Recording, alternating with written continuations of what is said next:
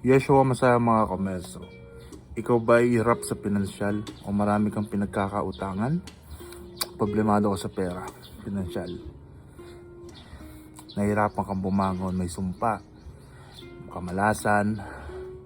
Itong orasyon na ito ituturo ko sa inyo mga kamerso ay napaka-effective.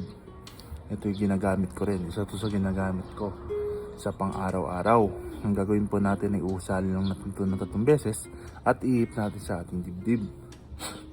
So ito po ang orasyon. Tingnan nyo. Yan.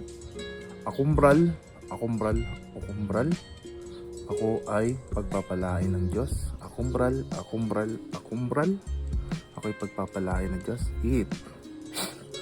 So asahan mo, habang binabanggit mo yung orasyon na yan, isipin mo ang ating Panginoon at siguradong masusolusyonan ang lahat ng problema mo pinansyal. Maraming salamat mga kamerso. Hanggang sa muli. Paalam.